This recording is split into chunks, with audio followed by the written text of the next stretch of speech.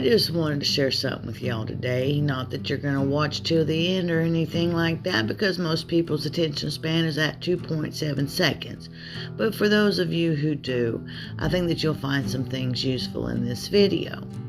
So, Tomcat and I, we have made a list of some things that we want. Now, both of us being very frugal in our finances and analytical thinking in our prepping, we have decided to buy new to us, which is used to some other people, which is also considered thrift store prepping. So we went to the Salvation Army first, and I was looking for a pair of house shoes.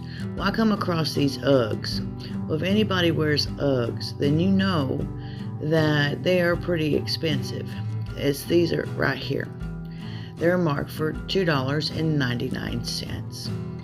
And so I looked for the second one, and I found it, and I figured, well, let me try these here shoes on. These house shoes, because I like to wear shoes in the house, but not my outdoor shoes, see? And so I figured, let me try them on. And guess what? They fit very well. They fit perfectly. Brand spanking new to me. But the other cool thing is that when we got home, we Googled the price of these Uggs, and they're retailing right now at the store for $50. Well, like I said, I checked the bottom of them, clean. I mean, no wear on them whatsoever. I actually was able to find a really cool pair of moccasin house slippers for Tomcat as well. And I think that, the mindset on being a prepper is that you are frugal. You recycle, you upcycle, you fix things instead of going out and buying things and throwing them away. And you'll save a lot of money that way in the long run. And of course, you always want to make sure that, the shoes ain't got no nasty, like, foot fungus in them. You know what I'm saying? But I think that most of us, if not all of us, who can relate to this video, that we grew up on secondhand stuff, yard sale, garage sale, flea markets, hand-me-downs, thrift stores, things like that. And the times are that's where we're at again. You've got to make the most for your money, go the longest way. And I really like these shoes right here. I thought they were pretty nice, all leather, very sweet. But it is what it is. And I used to have a shoe fetish. Not anymore. I've really gotten really practical. Now I own, a pair of Uggs that I got today, another pair of house slippers that my son got me last year for Christmas, my snake boots, my water galoshes, and my hiking boots. So I own 5 pairs of shoes, and they all have their functions. Like I said, I don't buy anything that doesn't have a purpose for me. I don't buy knickknacks and pretties and gadgets and gurus and things like that. Everything has to have a purpose, and more than one purpose, actually. But on like household items, things like that. But yeah, I was very happy to find these shoes here, and so let's just finish looking.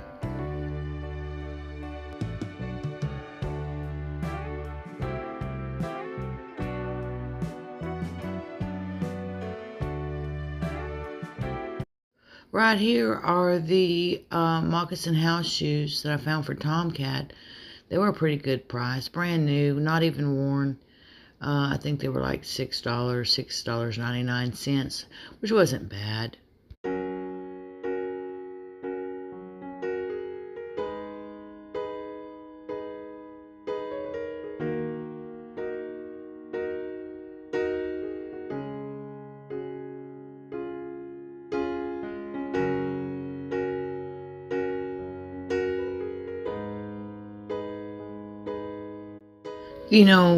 When you're poor and you grow up poor, but you grow up and you don't do without, you find a greater appreciation for things. And I feel that today our young people are in the mindset that everything is disposable. I mean, from razors to relationships, they consider it all disposable. Hardly ever do you find, young people that fix things and recycle things. Now, I have a granddaughter, my oldest granddaughter. She loves thrift store shopping. But I can remember when she was younger, she didn't want to do all that. But now that she's gotten older and she's starting to take care of herself and she's a young adult, being responsible, she's found that shopping at thrift stores, you really can find a lot of good deals. And believe it or not, people, I have shopped at thrift stores in the past because I could not afford to buy brand new, off the shelf, name brand Christmas presents and the hottest fads and the hottest toys for the kids. I mean, I literally had to go to the thrift stores and look for some of the nicest, cleanest stuff. And of course, I'd wash it and I'd wrap it up real nice and pretty and everything. And none of them ever had any tags on it. But it looked so new that the kids, they never knew the difference. And I've even had to go and sign up for like the Santa's helper thing and things like that in the past on raising the kids and my grandchildren, to where they would help at the Christmas time, pitch in and buy Christmas presents and things like that. Now, over the last several years, I don't buy Christmas anymore. But for those of you who are on a budget, think about shopping at a secondhand store or making somebody something for Christmas. I thought that y'all would like to see this safe. I thought it very interesting. This is an old safe.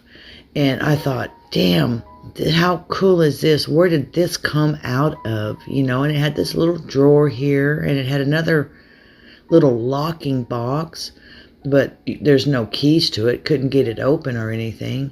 But I thought, this is just the coolest little thing. There's no telling what you might find. And I think that would make a great end table. Really, I do. You got to think outside of the box. Besides it just being a safe, I think it would make a great end table for a house or something. So I was just looking around, trying to see what all they had. Because that's part of the fun. And I'd come across this little book right here, and it's a Glenn Miller, and it has these little records in there. A lot of people have never seen these RCA Victrola records anymore, or Victor records, and there was quite a few songs in there and stuff, but kind of walking down memory lane, things that, we're not going to see much of anymore. But I thought, well, that would be neat to have, but what do I do with it? It's useless. I mean, besides just sit around and gather dust. I mean, I can't eat it. I might be able to flip it on like a marketplace or something on a collector's site, but I really don't have time to do all that kind of stuff. But we've been looking for me like a nice recliner. I came across these chairs too. Now check out these fucking chairs. They are so cool. Solid wood. I believe they are hand carved, and the price on them was just as shocking at Salvation Army, $6.99. So I'm not really sure what these chairs are made for, or their practical use besides just sitting in. But we were looking for some plastic totes and things because we're trying to pack away a bunch of stuff and situate a bunch of things inside the house. And you can always find just about anything you need at the thrift store other than going and buying it brand new. Now, sometimes these thrift stores, they think that everything's brand new and they want brand new prices for it, and they're not going to get it from a person like me. I'll just leave it right there where it sits. But, all kinds of little gadgets and metals. I always like to look for iron skillets. It's a nice mason jar right there with the spout on it. But I like to look for iron skillets and skillets that can be put inside the oven, and anything prepper related. That's what I'm always looking for. This right here brought back some old memories. it's a sewing box. My mom used to have one just like this. I think the lid broke on it, but it's plastic. It's from the 70s. I thought that was really cool. You know, I have an eye for antiques and vintage because sometimes I'll supplement income by buying stuff and reselling it like that. Oh yeah, these Corning and glassware stuff, you can't go wrong with some of it. But most of the time when I'm looking in these areas, it's for anything that's prepper or survival related, because sometimes these people who put this stuff out, they don't, oh, there's a Mr. Pickle, but we can't get no more of them. Oh, no, no, no, no, no. Oscar will have a fit. But yeah, this was a nice little trip here to the Salvation Army. We got out of there, you know, fairly cheap. You know, Tomcat got him some jeans and a sports coat and a nice collared shirt. And so we're going to go to Goodwill. And this is where I remember seeing the totes. So we priced the totes online, and we priced them in the stores, and they're like $6, $7, $8 on up for the sizes that we want. One of the sizes that we got was listed for like $26, right? And I was like, oh no, we're going to go to the thrift store and we're going to get them. As long as, you know, they're not broken and anything like that, they'll work out just fine. And walking through the store, we found several of them that we could use for our packing away and things like that. And it just worked out perfect. So everything that was on our list, we found today. Now, I was also looking for some material to recover or reupholster some chairs that I found on the side of the road. And these chairs that I found on the side of the road are actually mahogany chairs, and they're from the 70s. Now, one of them has been redone, but not in the best kind of way. So I'm going to go ahead and do what I do with them and put my artistic touch to them. And when I get finished with all this stuff, I'll show it to y'all. But that's another little side business that I have going on. It's my art sales and my furniture repair and things like that. And it's nothing big right now, but it's starting over again, so it is what it is. But here's these totes that we found.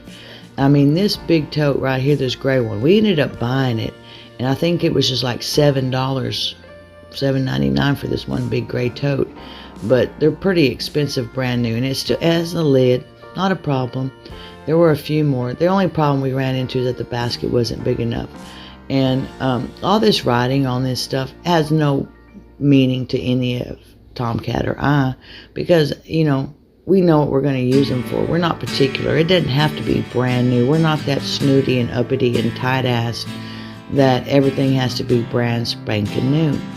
We're firm believers in working with what you got, recycling, and making something new to you.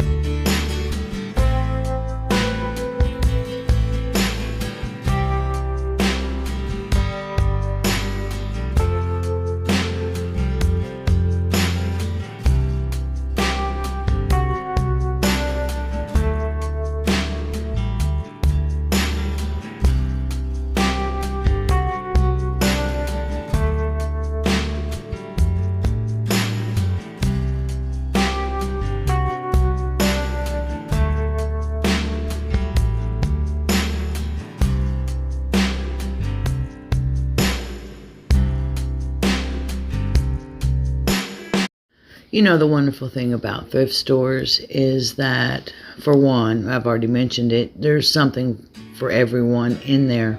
And those little records that I found at the Goodwill that I did not buy, well, I'll be darned. I mean, at the Salvation Army. Here is a record player at the Goodwill that would play them. Isn't that funny? But I thought, how cool is that? You know, does it even work? But yeah, little things like this, you know, just kind of brings back some nostalgia, you know, some melancholy thoughts of childhood days gone by and putting a record on and listening to it play. We've also been looking for crock pots. Y'all know this, because we were looking at crock pots at the flea market there. And that's another place that you can shop at if you're on a real tight budget. You can find nice things. Now, I always suggest trying this stuff out if it's electronic before you take it home from anywhere, unless it is brand new. But like I said, I don't buy brand new. Nice copper pot. That's probably worth more across the scale than it is on the shelf. But yeah, there's some woks, and I really like the metal bowls and the frying pans that you can put into the oven or on a fire. Because I'm thinking, we may not always have electricity or electric stove or a gas stove. Might have to burn it on some wood. A lot of people don't think like that. They could keep this bowl. That bowl's weight $6.99 for that stinking bowl. I get it for $1.25 at the Dollar Tree. That's what I'm talking about right there. But I don't use a lot of plastic unless it's like for food storage in the refrigerator. I just don't like the way it makes the food taste. I prefer to store everything in glass, but glass is so expensive and so heavy. And me being like I am, I'm bugging out and stuff. I don't have a lot of glass dishes, although I do love them. Like I said, I have my Pyrex. I take that anywhere. That can go on a fire, Pyrex can. I've used it before. And then my Pyrex measuring cups. But, just walking through here and kind of looking to see if there's anything where I need my prep set. And I've been on the hunt for books. And so far, I haven't really been able to find any survival prepping type books. On the shelves. Normally I can something. Now they had a few gardening books, but most of them were like cookbooks and novels and Harlequin romance, that kind of stupid shit. But it never hurts to look through the books, because that's another thing that you can buy for Christmas is you can find nice books. And you can give them as gifts or even stocking stuffers. I mean, if you got readers, if they're hard to come by anymore, because people hardly read anything anymore, that'd make a great Christmas gift, or even like in your prepping library. But I appreciate y'all. Thank you for watching to the end, and keep on prepping, baby.